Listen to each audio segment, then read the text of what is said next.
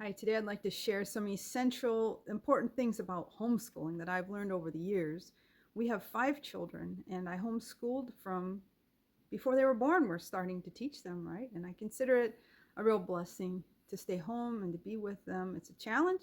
I think it's more difficult than being a professional working a job, but I think there's also great blessing in being a stay at home homeschool mom. Our 4 older ones, well, the 3 oldest were very successful. They went to magnet school in junior high and then public high school. And then the 3 oldest all had free rides to college. They had tons of scholarships. Our next son struggled a lot with reading when he was younger, but he was back on track by high school and he did very well in high school. He could have gone to college, but he chose instead to start a handyman business. So he has his own business. So they've all been successful. They all did well in school. And I think that the some of the things we taught them at home and the habits we developed and the hard work ethic we developed helped them throughout life to be successful. And the folks that they've married have thanked us for the training that we did for them. And so I want to share with you some important things.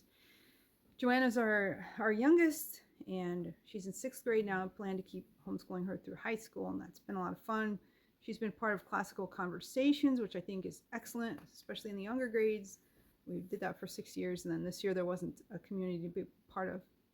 But I want to share some important things I've learned through the years about homeschooling. All right, number one, have your goal in mind from the beginning. And what I encourage you to do, especially if you're new to homeschooling. Now, in our community, our small school is closing, and so I'm going to be working more with moms who are new to homeschooling, and I'm going to be sharing with them these same ideas and suggestions.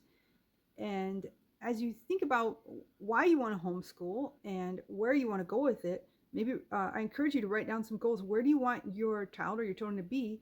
What skills do you want them to have when they leave home? What do you want them to learn this school year? Break it down from there, and that will really help you make decisions. So what do I do this week? What do I do this year? So start with the end goal. You want them to be hardworking. Do you want them to be good at math? Do you want them to be able to write so they can write what God does in their life and have a testimony for years and years? So have some of those goals and ideas in mind, and then that will guide you through a lot of decisions. I find that very helpful. Another thing you can do is think of some teaching points in your own life. When was it that you really learned something, and how did you learn that? For me, I can remember a song I heard one time in 3rd grade. Like, songs really stick with me. So as far as memorization, I think songs are very, very valuable. I remember times when adults did things with me that really helped me. I grew up in a situation where we had a lot of adult input into our lives, and they taught us things, and that was a real blessing. So think about yourself. How did you learn? When did learning really take place for you? What stuck with you through the years? And try to replicate that for your children. And that gives some good guidance. Another point, you really need to dedicate 3 to 4 hours a day solid to just homeschooling. I would say you can't do a good job unless you really set aside a block of time where you're not on your phone, you're not talking to your friends, you're not exercising, you're not cooking, you're not doing the laundry, you're just focused on homeschooling. You need to treat it like a part-time job. One thing we wanted to really do was teach our kids to work. And we would get up in the morning when Adam got up to go to work, and we would start right in on homeschooling, have some time to read the Bible, pray together, or whatever our morning routine was, and we would go from there. And I would be watching them to make sure that they were diligently doing their work. So from that and from other things, we taught them diligence, and I think that really helped them a lot as they went on to high school and college. So you really need to be 100% there for a chunk of the day. Treat it like a part-time job and just, dedicate that. Okay, next, build in some rewards and punishments for your children.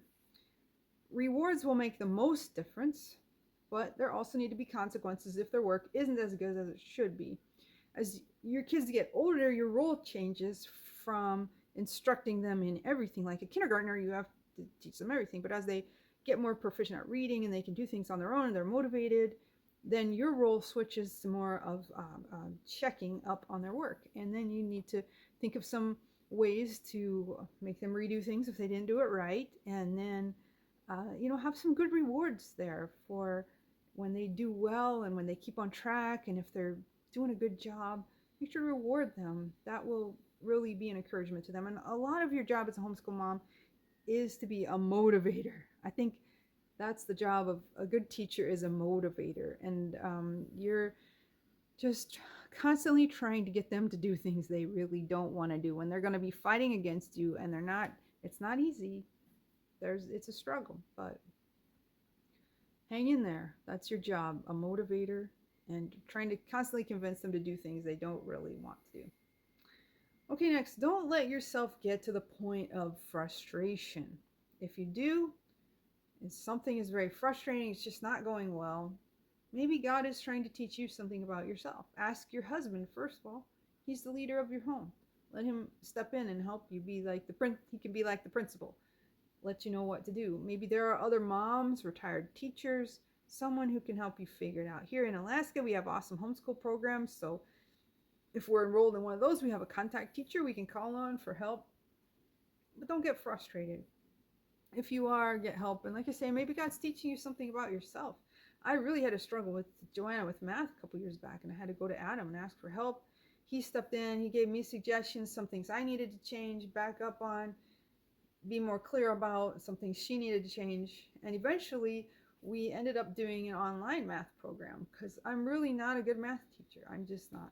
I love math and I know math, but I don't know how I learned math, and I don't know how to teach math. I can just see it, and I don't know why everyone doesn't understand it.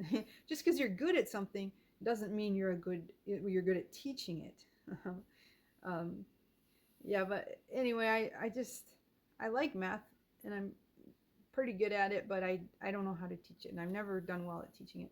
I don't know how two of my kids ended up in engineering. They had other math teachers. But I had friends suggesting this online math program, and so that's why I put Joanna in. So when I don't have to teach her, and I can just step in and correct problems, check up on her, see how she's doing, give some rewards, some consequences, it works so much better. So it's been such a relief the last 2 years to do that. Okay, next point, be a lead learner. Consider yourself a lead learner. A lot of moms are so intimidated, and they say, I can't do this. I can't teach high school math. I don't know algebra. I don't know science. You don't have to know that. Okay, you don't have to stand up and teach things. Just consider yourself a lead learner. Be an example of how to learn. Maybe this year you're studying botany and you don't know anything about plants. Well, just learn alongside your kids. Be the one who's there learning and teaching yourself. And it's so fun because as a homeschool mom, you get to fill in all the gaps in your education. By the time you've homeschooled a few kids all through grade school, you're going to know your stuff. You get to go over everything a few times than maybe you missed in grade school, and it's great. You're going to be really smart by the end. But don't feel intimidated if you don't know a subject. In this day and age, there are so many options. Like I just mentioned, there's online math, there's tutoring, there's so much stuff online, and I don't really like online. I don't think kids learn quite as much, but sometimes if you don't know it, that's what you have to do. But also as kids get older, they're going to teach themselves by high school. If they're motivated and they want to learn, they're going to be able to learn. They can take college classes in high school. They can figure things out for themselves if they're motivated. You don't feel like you have to teach everything. If you don't know it, learn it right alongside them and go from there. Okay, next point, the baby is the lesson. I read an article by that title years ago, and it just always kind of stuck with me. The baby is the lesson. And the point was, there was a mom who had, she was trying to homeschool, and then they had the baby, and the baby kept interrupting school, and it was just frustrating for her. And then she realized, wait a minute, the baby isn't an interruption. The baby is part of school. And when you're a homeschool mom, you're teaching so many things just from everyday life. Your kids are going to participate in your everyday life and learn so many life lessons by being with you that they wouldn't learn at public school.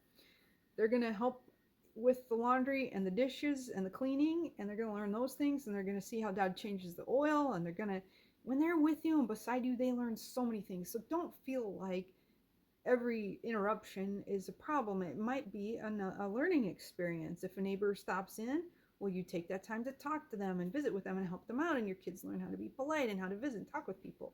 So don't don't feel like the baby is an interruption or that kind of thing is an interruption. It's actually part of all the learning experience.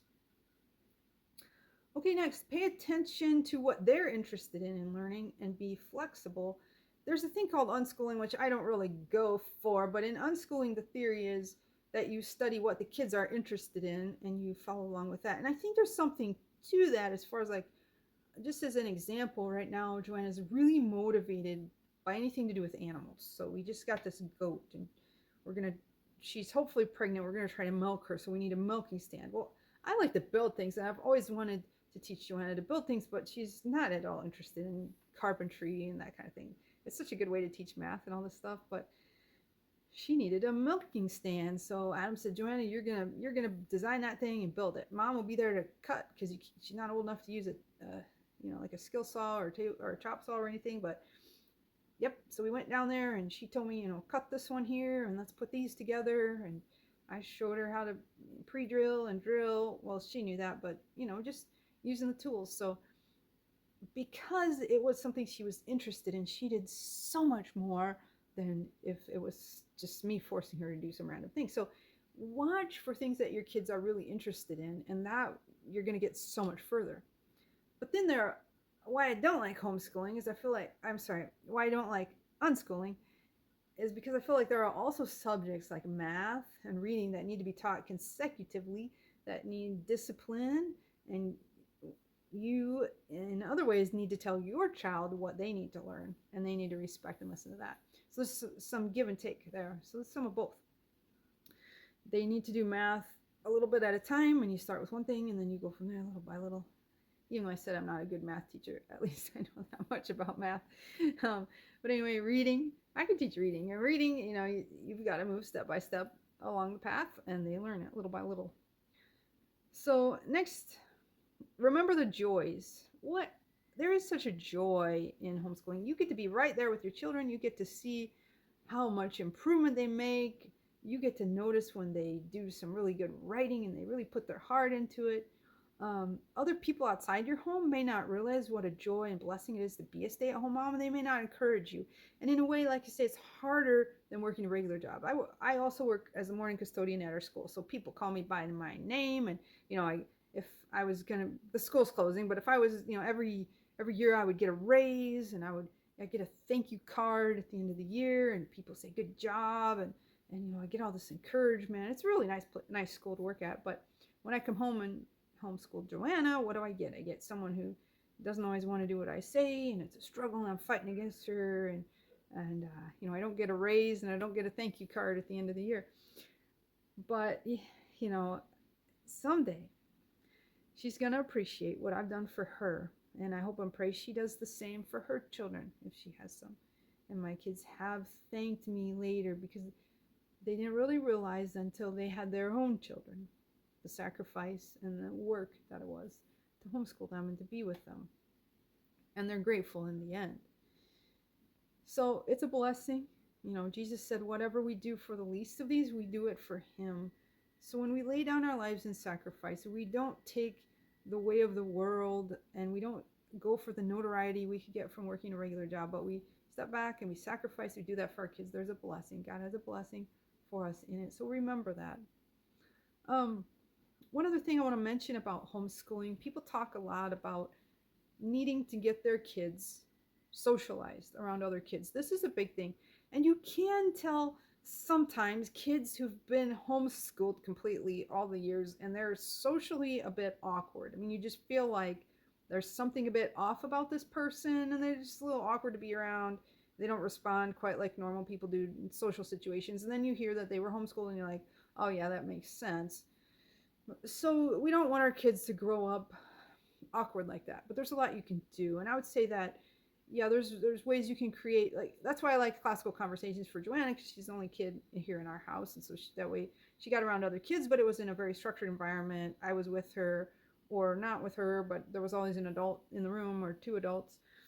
So I like that. But what's wrong with having your kids be around other adults? I think other adults are often, especially in this day and age, a better influence than children. Right now, children, I just don't see that much virtue in children these days. But there is still some more virtue, I'd say, in adults, especially right now in our world.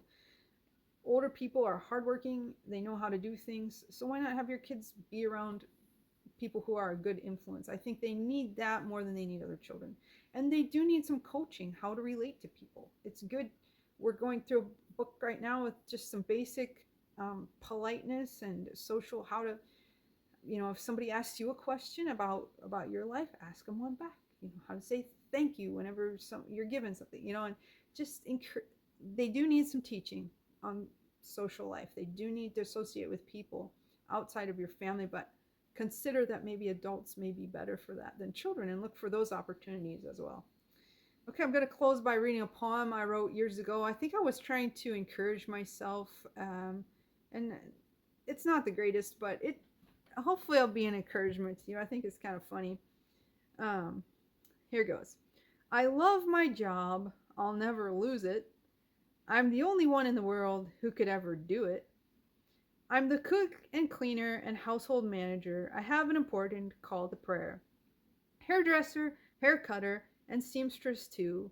I've learned to double knot when tying your shoe. I clean 10 ears, cut 100 nails, wash 5 bodies. I'm the wind in their sails. I settle disputes, teach how to be kind. I buy the supplies, lost things I can find. I'm songwriter, song leader, and school teacher too. I've led a few trips to the zoo. I can do birthday parties, paint pictures, read books. If you've got lots of jackets, I know how to hang hooks. I would go on another page or more, but I'm sure that could get to be such a bore. My job may sound to you like work, but it's fun to me because to Jesus I look. He helps me with his grace each day, and each sacrifice in eternity he'll repay.